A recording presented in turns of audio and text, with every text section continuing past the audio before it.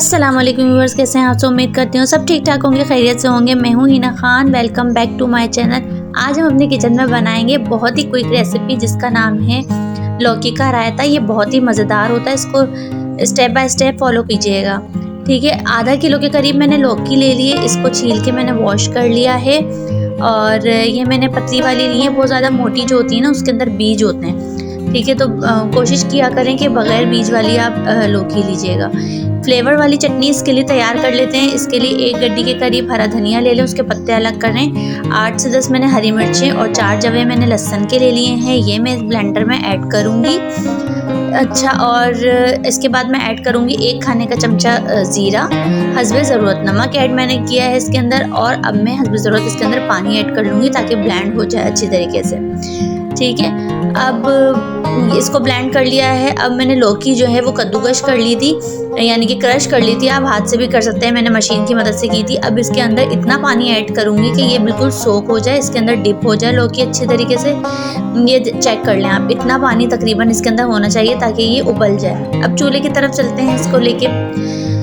अच्छा, लौकी मैंने चूल्हे पे चढ़ा दी है पानी के साथ, ठीक है। कोई नमक वगैरह कुछ भी ऐड नहीं करना। अब मैंने 1.5 पाव के करीब दही ली है, उसको फेंट लिया है अच्छी तरीके से। अब जो फ्लेवर वाली चटनी मैंने तैयार करी थी वो मैं इसमें ऐड कर लूँगी और मज़ीद इसको ब्लेंड कर लूँगी हैंड बीटर से।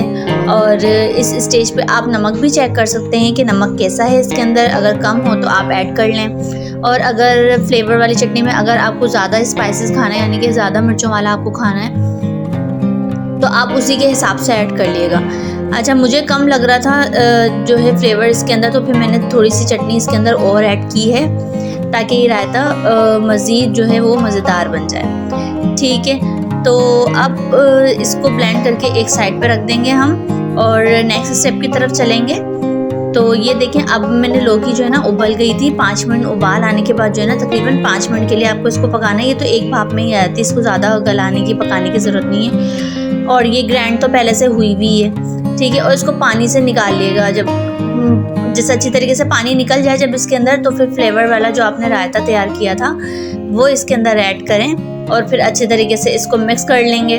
तमाम तर दही का फ्लेवर वाली दही जो थी हमारे पास वो सारी इसके अंदर ऐड कर देंगे, ठीक है। तो फिर अब इसको अच्छे तरीके से आप मिक्स कर लें। इसके अंदर पानी नहीं होना चाहिए, लौकी का पानी हमने निकाल लिया था, ठीक है। अच्छा, नमक अब भी चेक कर लेगा, हो सकता है कम हो जाए क्योंकि लौकी इसके अंदर हमने ऐड की है, तो हो सकता है नमक थोड़ा कम हो जाए, तो वो भी फिर इसके अंदर ऐड कर लिएगा। बहुत ही क्विक बनती है रेसिपी, इसको स्टेप बाय स्टेप फॉलो कीजिएगा। अच्छा, अब इसका बघार तैयार कर लेते हैं। 3 मैंने ली हैं बड़ी लाल मिर्चें और 1.5 चाय का चमचा मैंने इसके अंदर ऐड किया है ज़ीरे का। और इसको भी बहुत ज़्यादा ब्लैक नहीं करना। अब हम इसको भी बघार लगा देंगे और बहुत ही लजीज और बहुत ही मज़ेदार इसकी खुशबू आ रही होती है जब इसके अंदर बघार लगता है ना, तो ये बहुत ही मज़े की लगती है। गर्मियाँ जो अभी दोबारा से स्टार्ट हो गई हैं, इसके लिए ये बेस्ट रेसिपी है। इस रेसिपी को आप लोग ज़रूर घर पे ट्राई करिएगा। नेक्स्ट वीडियो तक के लिए मुझे इजाज़त दीजिए, दुआ में याद रखिएगा। अल्लाह हाफिज़।